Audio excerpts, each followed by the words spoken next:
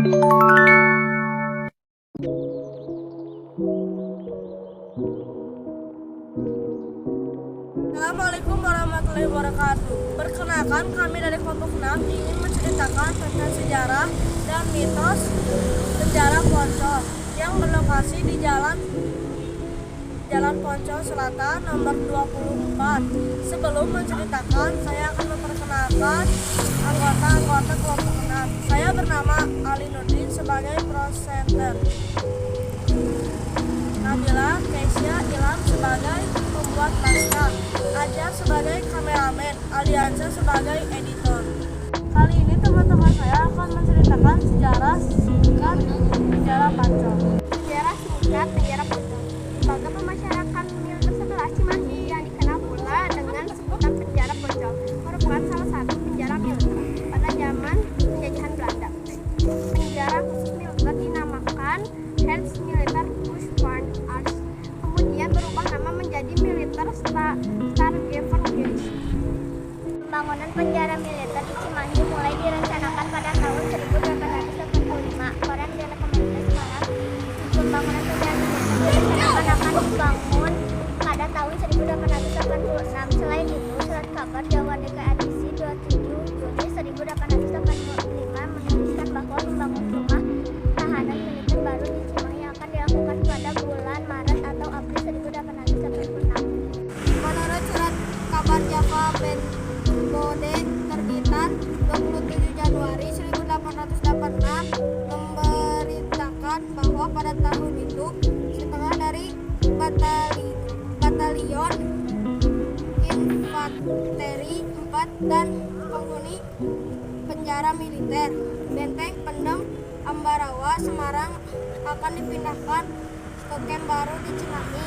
Hasil penelusuran Benteng Pendem Ambarawa Semarang atau dikenal juga Benteng Fort Willem I merupakan salah satu penggalan zaman Belanda yang terletak di Ambarawa Semarang.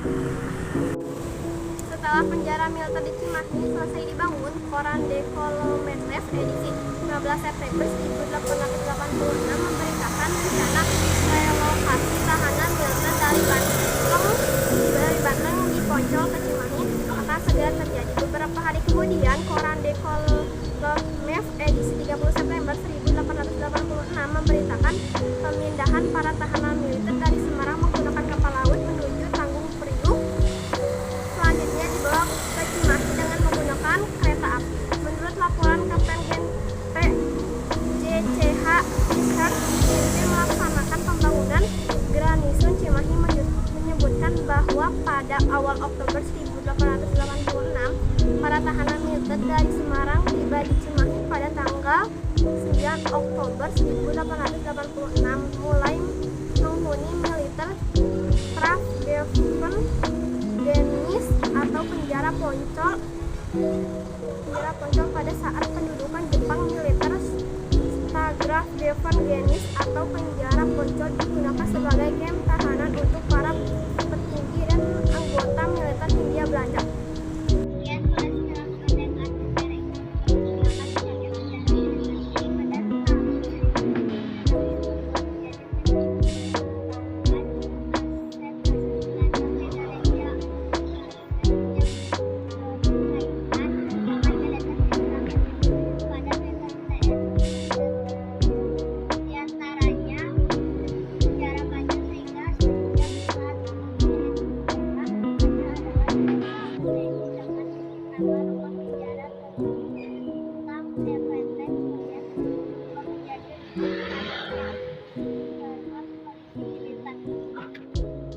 Setelah terjadi peristiwa pemberontakan PKI 30 September 1965 yang dikenal dengan G30 SPKI, penjara Poncol dipenuhi tahanan yang berhaluan komunis atau orang-orang yang mendukung gerakan PKI, diantaranya mantan Wakil Perdana Menteri menangkap menu zaman Orde Lama yaitu Dr.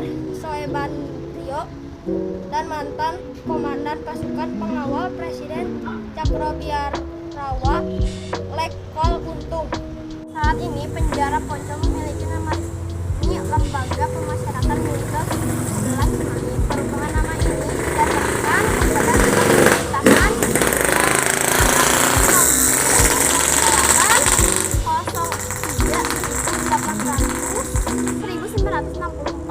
tanggal 14 Juli 1984 tentang penyerahan tugas, wewenang, dan tanggung jawab pembinaan 4 buah Intebab, yaitu Medan, Cimahi, Surabaya, dan ujung pandang dari Kepolisian Militer ABRI kepada Badan Pembinaan Hukum ABRI. Selanjutnya dituangkan dalam Surat Keputusan Panglima Angkatan beserta Republik Indonesia nomor Kep 792 X11 1997 tanggal 31 Desember 1997 tentang naskah sementara buku petunjuk tentang penyelenggaraan pemasyarakatan militer.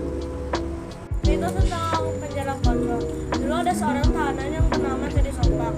Karena perampokan 1979, Teddy Sompak seorang anggota ABRI pangkat Sarsan Mayor. Teddy Sompak mantan penjara Poncol. Dia terkenal pidana mati khusus pembunuhan 4 orang rumahnya sama merampok uang mereka. Terus dia kabur ke Cianjur, dicari oleh anggota-anggota polisi dan TNI, ketemu di Sukabumi.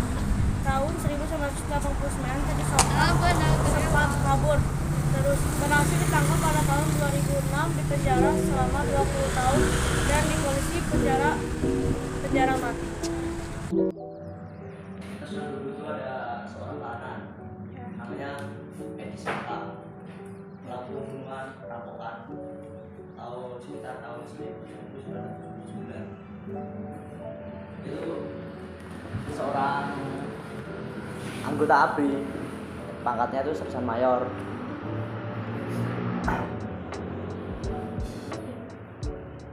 Dia itu mantan tahanan sini dulunya.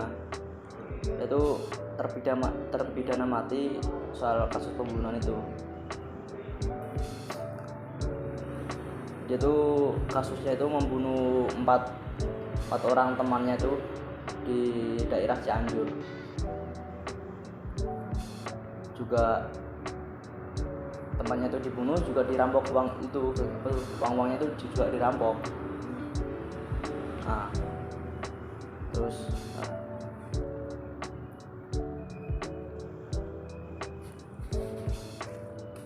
kan dia terus kabur di Sukabumi itu. Nah, itu dicarilah sama anggotanya yang itu polisi tentara PM itu. Ketemulah di Sukabumi. Tahun 1994 itu dia sempat kabur setelah di penjara 22 tahun itu. Tahun 1984 itu dia sempat kabur sampai berhasil ditangkap lagi tahun 2006. Nah, ya itu sampai saat ini ya itu mitosnya. Jadi di penjara sampai 22 tahun, terus vonis terpidana mati. Udah nggak ada. Udah itu aja. Makasih ya Pak.